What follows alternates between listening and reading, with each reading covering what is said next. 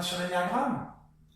Aujourd'hui, je voudrais vous parler des confusions qu'on peut faire entre la stratégie 1 et la stratégie 6. En effet, face à quelqu'un que vous essayez de profiler, ou vous essayez de savoir qu'est-ce qui est majoritaire chez cette personne-là, vous avez tout un tas d'éléments qui peuvent entretenir cette confusion.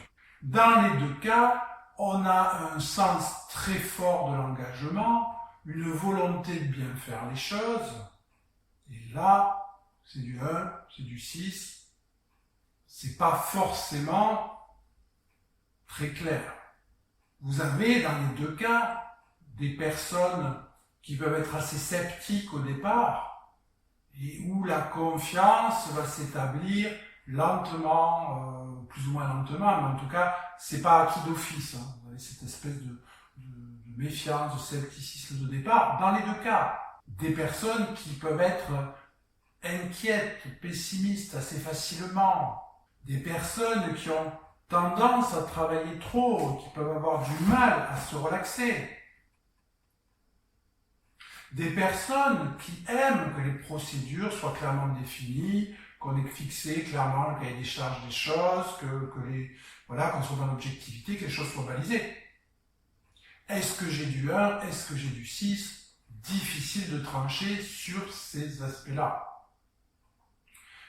Mais il y a quand même des indications qui vont vous aider à faire la part des choses. Le mécanisme 1 est un mécanisme instinctif.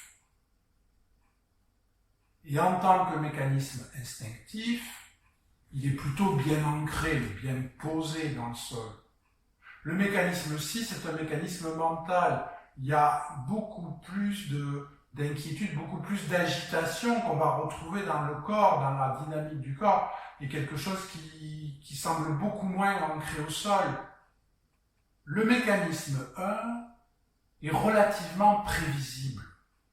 En effet, il va chercher à faire les choses de la meilleure façon possible compte tenu des informations qu'il a sur la situation, bien entendu. Donc quelque part, il y a quelque chose d'assez logique et mathématique dans ses prises de décision, compte tenu des éléments qu'il a, il cherche à faire au mieux. C'est assez prévisible, en fait. Le mécanisme 6, c'est plus compliqué, parce que la prise de décision chez le mécanisme 6, c'est toute une histoire, parce que je vais peser le pour, le contre, les tenants, les aboutissants, et puis finalement, si le scénario c'était le contraire, et puis ça fait des tours dans la tête, et puis ça hésite, et puis ça revient en arrière, et puis finalement au dernier moment, ça a bien tout calculé un truc, et puis au dernier moment, ça peut prendre une décision qui va dans l'autre sens. Il y a quelque chose de très imprévisible, parce que même une fois, en tant que 6, que j'ai pris ma décision, je continue à me poser la question, est-ce que j'ai pris la bonne?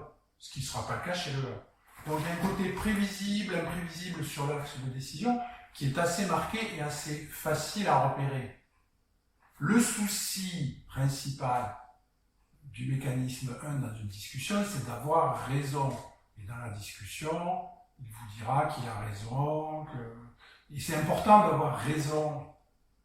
Pour le mécanisme 6, ce qui est important, c'est pas d'avoir raison, c'est d'être en sécurité. Si pour être en sécurité, il faut que j'ai raison, je vais me battre. Mais si pour être en sécurité, il faut que je reconnaisse que j'ai tort, je reconnais que j'ai tort. L'enjeu, c'est la sécurité. C'est pas de ne pas perdre la face, ou d'avoir raison, ou de savoir à la place de l'autre. Donc, sur cet axe-là, l'un a besoin d'avoir raison, l'autre a besoin d'être en sécurité. Donc ça permet de trancher assez facilement. Et puis, je dirais d'un point de vue plus large et plus général, avec le mécanisme 1, on est quand même avec un petit peu le professeur, là où avec le mécanisme 6, on est avec le bon élève qui apporte la pomme à la maîtresse. Il y a un rapport entre les deux particuliers d'ailleurs, où l'un a plus une posture professeur et l'autre a plus une posture élève. Et ça, ce sont des énergies différentes qui se repèrent assez bien. J'espère que ces petites indications vous aideront à ne plus faire de confusion entre ces profils. Voilà, c'est tout pour aujourd'hui. À bientôt.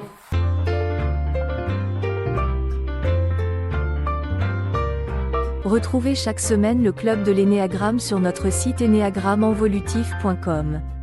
Vous y trouverez des articles, des vidéos, des tests, un outil pour dissiper vos confusions sur les stratégies, un e-learning de découverte gratuit, des formations pour vous initier ou pour aller plus loin, jusqu'à l'utilisation de l'Ennéagramme en tant qu'accompagnant. Retrouvez-le aussi en vous abonnant sur nos pages de réseaux sociaux.